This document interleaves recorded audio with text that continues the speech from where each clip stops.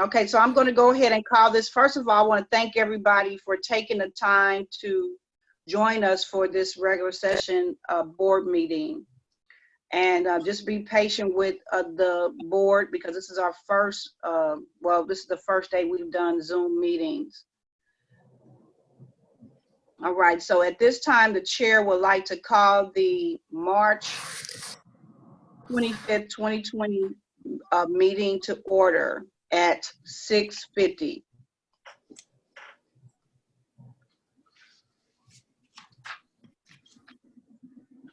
At this time, the chair is seeking a motion to approve the agenda as printed. Madam President, I move that we accept the agenda as printed. Second. Any discussion?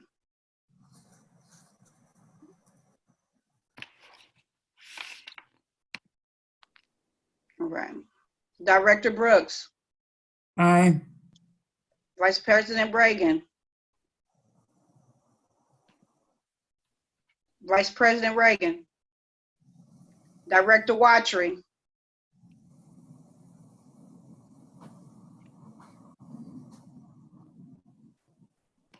Just a minute, he's muted.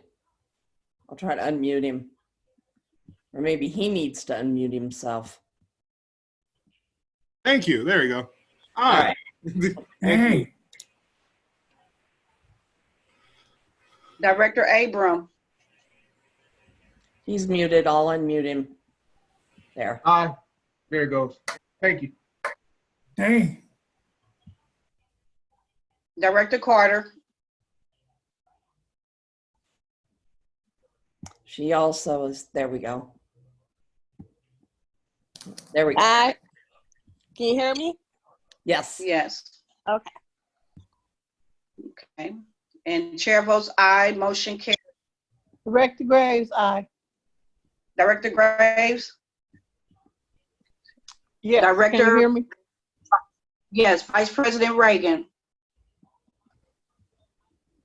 Okay. Motion carries 6.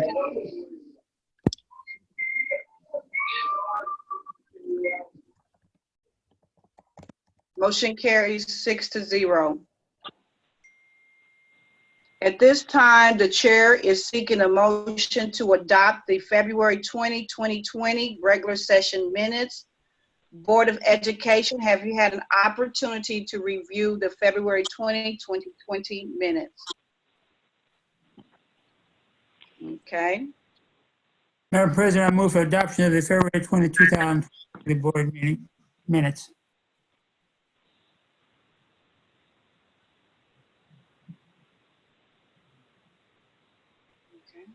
Is there a second? Second, it's Ms. Graves. Any discussion? Ms. Graves, Director Graves, Aye. Director Brooks, Aye. Director Abram,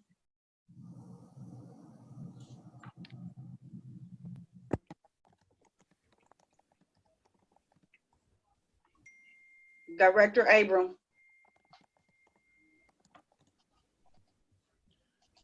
Director Watry,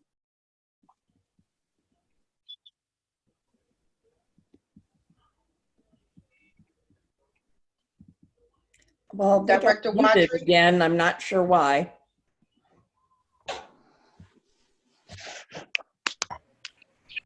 Okay, I'm All right, muted I'm back. now. Here we go. Aye. So I'm not gonna mute myself because it's just not. Yeah.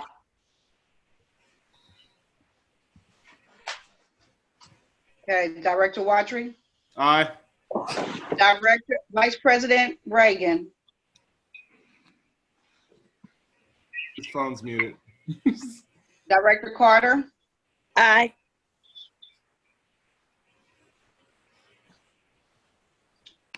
Chair votes aye, motion carries 6-1. Right, Mr. Reagan.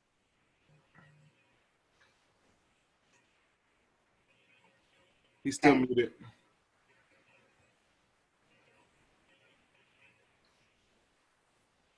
All right, we're gonna go ahead. we're gonna go ahead and move on. He said yes. Yeah. Okay. At this time, we're moving on to the consent items. Finance Committee, have you had, Director Brooks, have we had an opportunity to review the consent items listed below? And if there's, and what is the recommendation from the Finance Committee? Madam President, I think we didn't take any action for consent, as I recall. I think they were information items, were they not? On the presentation were made, the Finance Committee report, Finance report, and the report from the insurance persons. I don't think anyone were action taken. I think they were all for further information to the full board. Okay, I think we approved, I think there was action taken on the landscape. Yeah. Oh, it was. Thank you. Landscape was on And I do consent. have that checked here. Yeah. And On the landscape bid. go ahead, Dan. I'm sorry. Yeah, lawn and landscape was put on consent by the committee. Okay. Then if, Madam President, if you want Mr. Weekly to make any to the board, it's up to you or any board member. Other than that, I'd move we accept and even we could discussion, I'd move that we accept the recommendation for the landscaping as presented by the director. Okay. If I get a second, and if there's any discussion, could go then. I'll second. Okay, it's been approved, a motion and accepted. Is there any discussion? I just want to be clear on what we are moving forward. The consent items include the line of service. If I might, Madam President, and then, Mr. Weekly, I noticed, at least I missed it, I had this written down here. I noticed that the old Smith Hale was not one of the ones we're contracting, unless I missed it.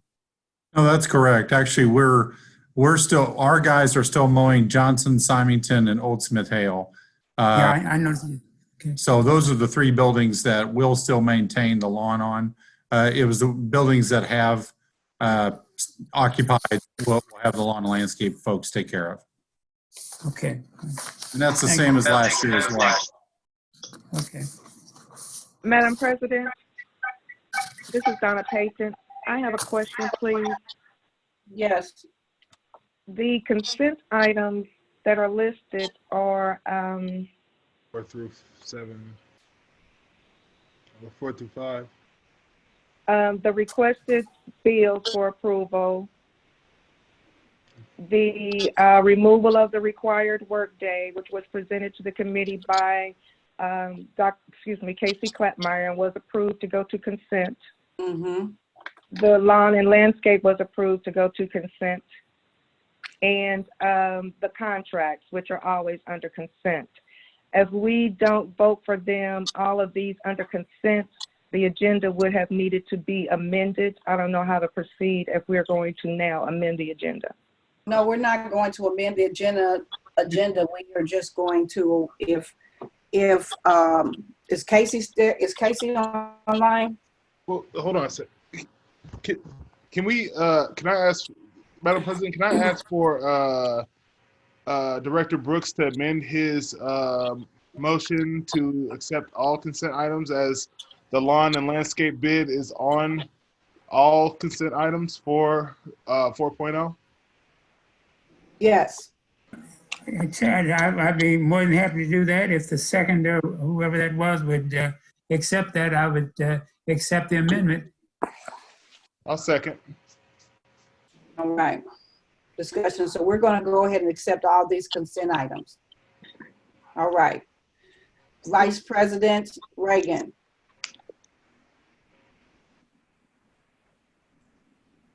Director Graves. Aye. Director Brooks. Aye. Director Watry. Aye. Director Carter. Aye. Director Abram. Aye. Vice President Reagan. Is he still online? I don't see him. I don't Chair see- votes aye. Chair votes aye. Motion carries 6-0.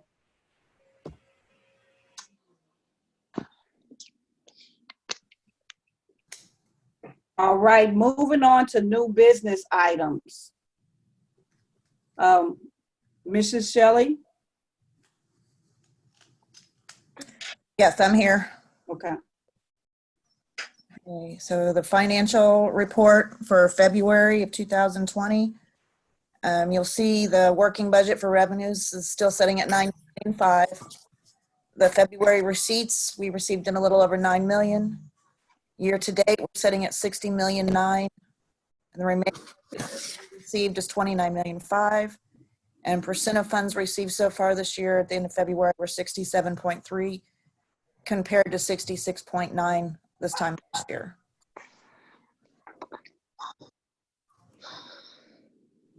Donna, can you scroll to the next page, or whoever? Thank you.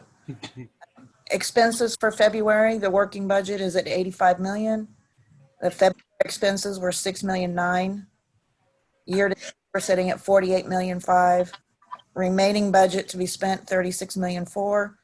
Percent of expenses paid is 57.1 compared to 59.2% at this time last year.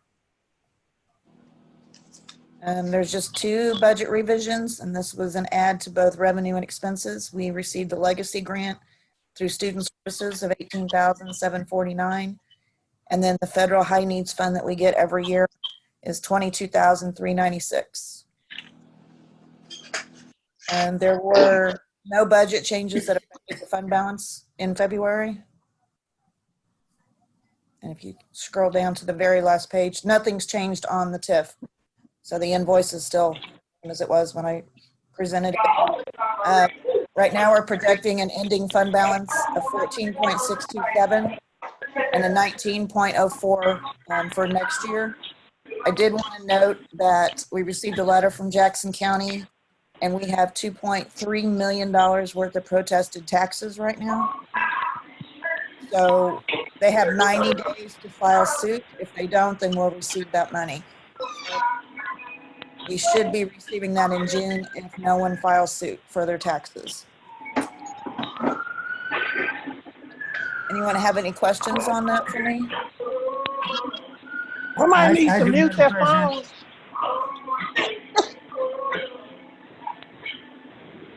their phone. Ms. Wiltie, Madam President.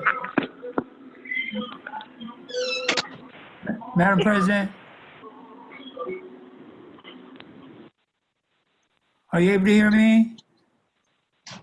I can hear you. I don't. I can hear you. Keisha, can you hear me? He's muted. Who's muted? Miss Briggs, their Director Briggs, now she's back. President Briggs is back.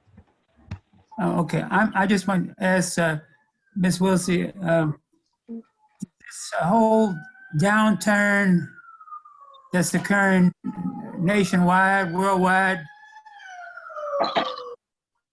have any effect upon our budget thus far, and any idea, any thoughts that it will? Right now, they're saying no, that the SAT that we receive, the amount for our state adequacy target is projected to be the same as this year. Now, depending on how long this goes could affect the amount of revenue the state receives. But at this time, the state is saying no for next year. So since all of the districts, all 525 districts on whole, we will not be,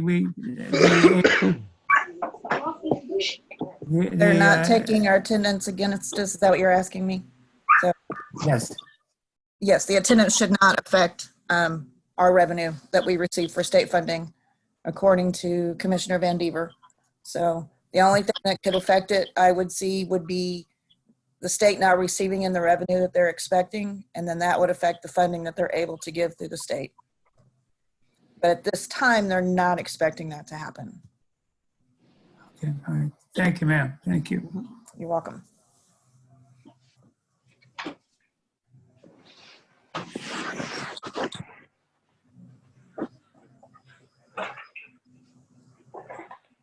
So there's no action being taken on this. This is just a report. This would need a vote. It needs a vote. Yes. For the approval of the report. A second. We got to have a motion. Oh, I motion to approve the. I second. Can y'all Madam hear me? President. Can y'all hear me? We can hear you. Okay, so I don't know what's going on, but it says that the host is muted everyone. That's the reason why I wasn't able to. No, I don't know what's going on. the host has not muted everyone. Dr. Garrity has figured it out. We're good. But If you mute I motion. yourself, it'll go back to that permanent mute again. Can we unmute Mr. Reagan? He is unmuted. It says that he's muted on his end on the screen. Right. So when somebody's muting themselves, then it goes back to the host has to unmute them. I'm not sure if just because it's a bigger group or if that's a setting, but if you mute yourself, you can't unmute yourself for some reason. So Okay, every time let we me meet, find him again. yeah, you gotta find this and unmute us.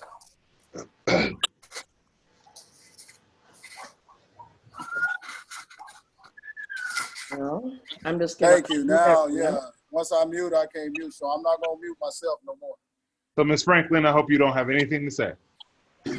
Oh, All right, so we have a motion and a second on the floor to approve. the Madam financial- Madam President. Yes. Keisha, I have one more question, Ms. Wiltsey. Ms. Wiltsey, since we are out and we're not using any of our subs, and I think that's budgeted, we'll have some extra, I can't call it extra money, but some unused funds that we're not. We have revenue. Is that the question? Yeah. Are you able to hear me, Ms. Wiltsey? She can't talk once it's muted. Yeah, she's muted too. She needs to be Once unmuted. she mutes, that's it. Okay, Shelley, we have to give the lady, our IT enough time to go and scroll through and unmute whoever's muted. Okay, Can I you am ask- back. Okay. Oh, Ms. I am back. So, Ms. Wilson, Yes. Ms. Wilson, I was just asking, since we're not using subs during this period, which we're not being paid, that'll give us some salary savings? yes. Now, we And do if have you- a few long-term subs that are still working for us. We're not having subs in every day for teachers who are out. So yes, that should be savings in our budget. And so if that goes to the end of the year, if we're down to the end of the school year, I know you'll have the figures as to what that amount would be. Won't be a I lot, I can- don't guess, but I can look at that and bring that to the finance committee. So I can have some good numbers for you if you'd like. yes, ma'am, please. Okay. Thank you. All right. There's some feedback coming from somewhere, but we need to try to kind of get through this. So everyone needs to be kind of conscious of what's playing. in Mr. the Reagan, background. can you just mute your phone and not mute yourself on the meeting? Can you just hit mute on your phone? All right. Let's see. So we have a motion and a second on the floor to approve the financial report. We've had discussion, roll call time. Director Brooks, Aye. Director Watry, Aye. Director Graves, Aye. Director Carter, Aye. Vice President Reagan, Aye. Director Abram. Director Abram. Aye. Chair votes aye, motion carries to approve the financial report. Moving down to section 5.2, requesting board approval relative to the 2020-2021 health insurance presentation. Bob Charlesworth and Kevin Casey are here as well, and they're going to present this presentation for the health insurance piece. Okay, They might need to be unmuted, I'm not sure. I can hear you. Okay, this is Bob Bob Charlesworth. Charlesworth. Oh, okay. This is Bob Charlesworth. Thank you for having me today. This is an interesting time, obviously, in the communication and benefit industry. What we presented to the Finance Committee was a summary of our findings. In a nutshell, while the program that the district has with the benefit program, with the associational program, with Cigna, the overall benefit packages look fine, but the pricing structure we think should be different. And so what we've looked at and what we evaluated with everything in the board report that's been presented to you is what we are looking to do is to go on a direct basis with Cigna, essentially keep the exact same plans that the district has today. There are a few modifications to that, and that has to do with some of the changes in the deductibles under the Affordable Care Act. So therefore, that would have changed no matter what. But in this time, in trying to get people updated for new benefit plans, if we change carriers or anything like that, this is really a best of both worlds, we believe. We're going to continue a self-funded plan, but a direct program with Cigna. We're going to have individual stop loss coverage available to the district. Instead of $275,000 per individual, it'll go to $175,000. In addition, we'll have an aggregate, the worst case scenario of funding, if you will. That way, the district has a cap, if you will. Currently, there is no maximum cap. This is the summary that Kevin put together of those carriers that he approached on the district's behalf. From that, we were able to negotiate with Cigna on a direct basis. We looked at other carriers. They were, one was competitive. United Healthcare was competitive. The others were not. But what we're looking for, if you'll go on down on the screen, whoever's controlling the screen. Hold up. Yeah. Go on down to one more There's screen. one or more following problems that's preventing it from being completed. There we go. Okay, now try it. Okay, that looks good. Kind of hard to see. I've got my copy in front of me. I'll have my glasses on. Okay, well, go back to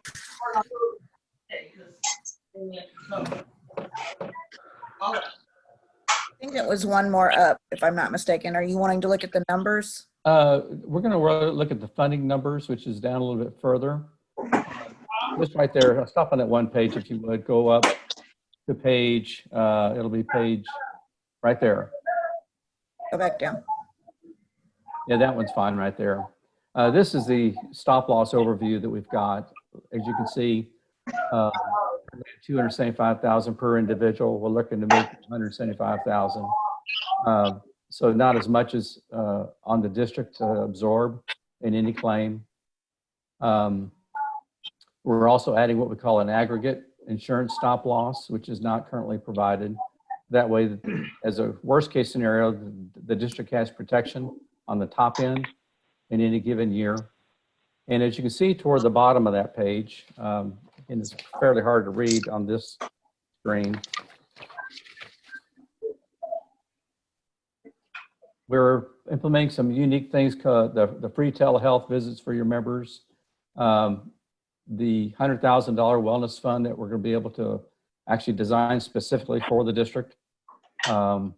There's going to be some COBRA and retiree billing that's been already developed and underway right now.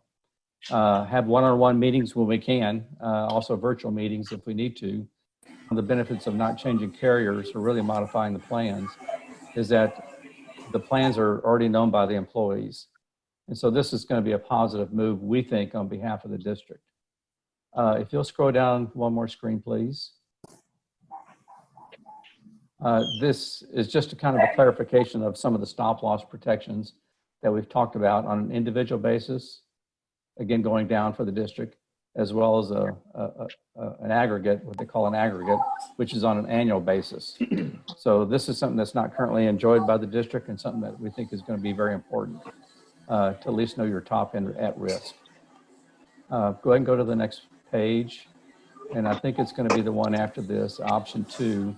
Yes, We're looking at that's different funding scenarios, and this is the one that we were focusing upon. And as you can see, overall, we're looking at about a 7.4% funding increase from the current policy period. A little bit higher on there'll be a $2,800 high deductible health plan. It's noted at 27, so you can kind of know it's the same plans, but it's actually going to go to 2,800 under the Affordable Care Act. But we've modified that up a little bit higher. And the reason we've done that is to encourage people to look at the SureFit program. It's the same plan, but a narrower network with Cigna. And we've had pretty good, we as the district has had pretty good enrollment in that plan. You can see the numbers right there. But the pricing difference is fairly significant because the provider discounts are very good. And so therefore, we thought if we could modify the premium contributions to where nobody likes to see premium increases, I know that. However, if you look at medical trend at about 5%, prescription drug trend historically right now at about 11%, that's up for debate. It can be even higher based on specialty drugs. But collectively, 7.4% is not out of the realm. But moving to a higher premium, if you will, for those where we don't get the discounts. And so that's what we've wanted to tweak just a little bit for this year for the district and the members. Collectively, it's a competitive number. If you look at where we're having to actually fund now, it looks like we're going to be lower in contribution amounts for next year. So that's going to be very positive. Bottom line is that while I think the plans have been put together well, and I think the program that the district was in as far as plan design, I think it meets the needs of the district. The challenge is how is it funded? And so in our opinion, in my opinion as well, we think moving to a direct contract with Cigna, less disruption for the employees, especially in this trying times that we see right now, less disruption, and then taking that risk and defining that risk a little bit better directly for this district alone is going to be very helpful. So I'll take any questions if you all have them right now. Kevin, did you have anything else to add? Nope, I think you summarized it pretty well. Do you want to go back up to that last screen that you were just on, Donna? That's the recommendation is option 2. You'll see the total for 2021 is sitting at 8.1 million, which even though it says it's a 7% increase, if you look at the bottom of the first column where it says we've spent 8.9 million already, or the last 12 months, with where we're at, it's actually a savings to the district of about 800,000. There will be some runoff from the plan that we're in to get out of the co-op, but it still should come in under what we spent over the last 12 months. So based on the recommendations, you're anticipating for the 2021 school year, there's a slight increase, but looking at it from a long-term perspective, it's going to be a cost savings to the district. We think it'll be a cost savings to the district because the stop loss of large claims is going to be lower at risk to the district and put more onus on those very large claims on the insurer. And again, trying to modify the premium contributions to where employees will take maybe a second peek at the SureFit provider network. It may work for them, it may not. There's still an option for them to stay where they're at if they so choose. But the design is if you would look at that, and if your providers are on it, please sign up for that plan because the provider discounts are really quite good. And so that's a direct impact on the district because essentially on a self-funded plan, you're paying all the claims up to a certain given amount. So it's very important that we try and educate the members of this. Okay. Can you remind the board, share with the board some of the steps you're going to take to kind of, what type of resources are going to be available for our staff and faculty members if this option 2 is approved today? I'm going to let Kevin take that, if you would, please, Kevin. Yeah, so we're going to have a lot of opportunities for the staff and for you guys to develop your own program moving forward. Bob mentioned earlier, I think the first thing that everyone's going to notice, because you have a majority, all but about 60 of your employees right now that are covered under the medical insurance. are on a qualified high deductible health plan, which means that they're responsible outside of their wellness visit. They're responsible for 100% of the cost until they reach their deductible. With us partnering with First Stop Health, and it's no expense, Cigna's going to pick it up for you guys through our program. But with us partnering with First Stop Health, they're going to be able to call in and get free telemedicine visits at no cost to them, no matter which plan they're on. Even if they're on the high deductible plan, they're going to be able to call in, have free telemedicine visits, as many as they want. It's unlimited. They can call every day if they need to. But those telemedicine visits, it's been talked about in the news a lot lately, and how more popular those are getting. Under those visits, you're seeing a regular doctor in your state. You can do it either over the phone or you can do it through video, and those doctors are able to send prescriptions to your choice of pharmacies. So, if you have any of the runny nose, the earaches, the sore throat, the rashes on your skin, any of those common items, pink eye, where you kind of know what the answer is going to be, but you always had to go to the doctor first and pay for that visit before you could get your medicine. Now you're going to be able to call into a service, no cost to you, be able to get those eye drops that you needed sent to the pharmacy, and you never had to leave your house or your location. In addition to that, Holmes Murphy is going to be providing our Clue database, where we're going to be able to take your claims that are coming in. Diabetics, high blood pressure. And it's not going to be on an individual basis. It's going to be more in group, to where we know where to focus our wellness dollars, to where we can, get those employees the help that they need, the programming that they need to become healthier. Not only is that good for them to, just for their overall individual health, but that then ends up helping the district and keeping claims costs down in the future. So we're going to be able to provide a wellness package to the employees that I think you're going to see not only communication really ramped up to where the benefits are going to be used as a recruiting tool for you moving forward, with a lot of the education, a lot of the booklets that we're going to be able to present to the employees. So we're really excited to get started with you guys, and we think we're going to be able to bring a lot of additional items to the employees. Okay. May I ask a question? Yes, Director Brooks.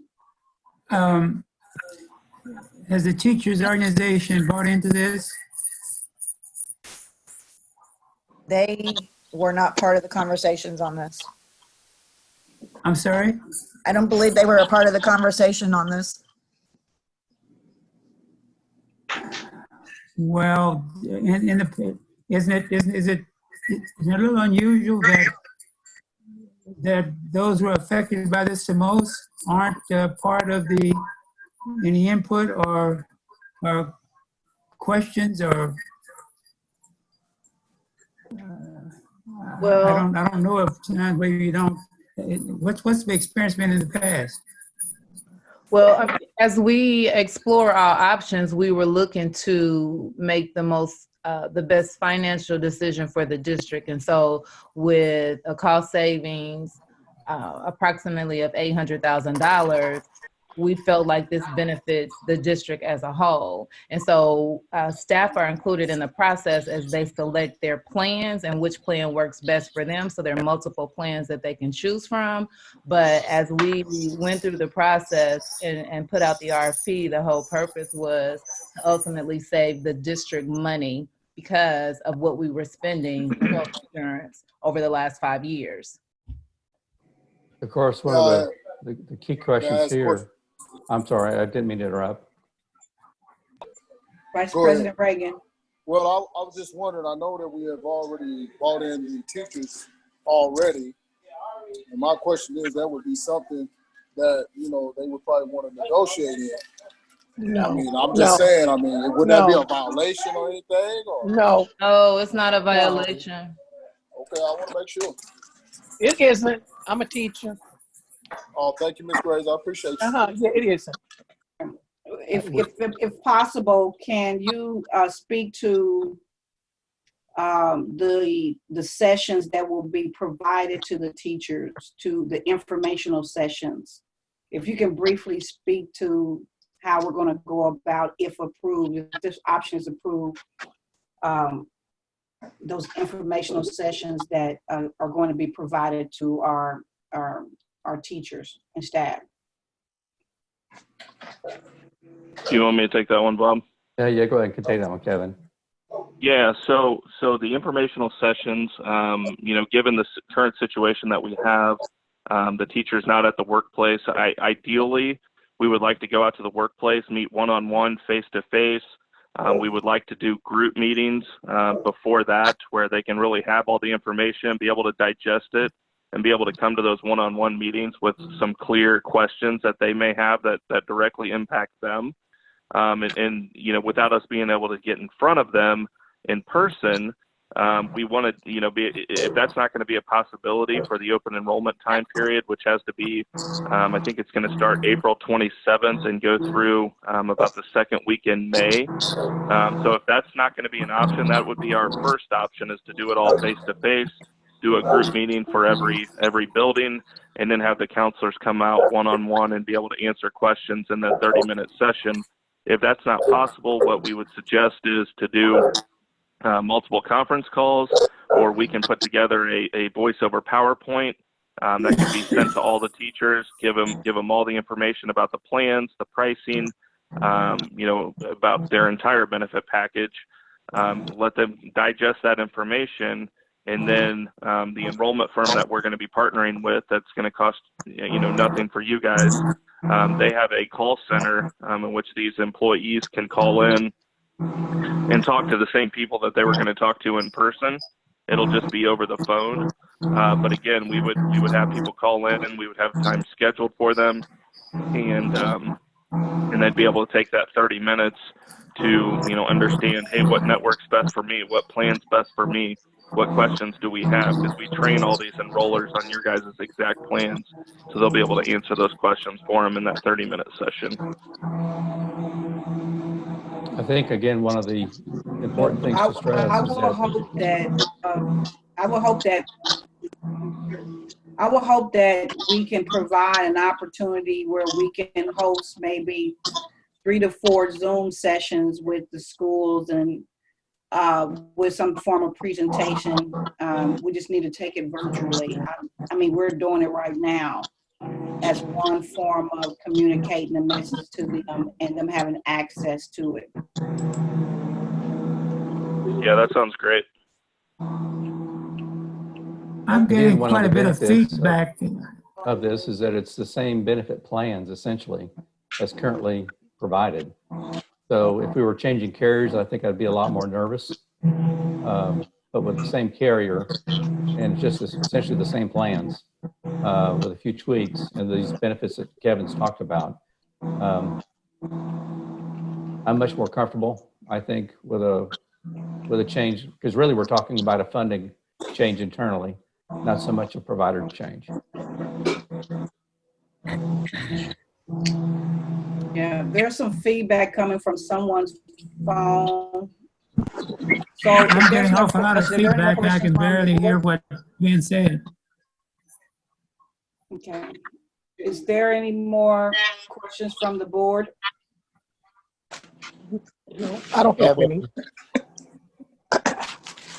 Oh, I'm good. If there's no more questions from the board, the chair is seeking a motion to adopt the option. So, Madam Chairman, I make a motion that we adopt the option number 2. Is that correct? Yes, that's correct. I make a motion that we adopt option number 2 for the teachers' insurance. I mean, for the insurance for the district. I'm sorry. Thank you. Been moved in second. We've already had discussion. Vice President Reagan. Aye. Director Watchery. Aye. Director Abram. Aye. Director Graves. Aye. Director Carter. Aye. Director Brooks. Aye. Chair votes aye. Motion carried to adopt the option 2 for the 2020-2021 health insurance, life insurance, and voluntary benefit package for the Hickman Middle School District. All right. Thank you. Mhm. Okay, we are going to send out the meeting updates for April. Our next board meeting is in April, so we'll send out the meeting updates by the end of the week for our next board meeting. I would just ask that the board stays flexible in the time of this coronavirus because things are changing every day. But we still have to do the work of the district. As you all know, there will not be an April election, board election. So this will be the board that will facilitate the April and May board meetings until we hear from the county and the state. If there's no further discussion, this meeting is adjourned at 7:30 p.m.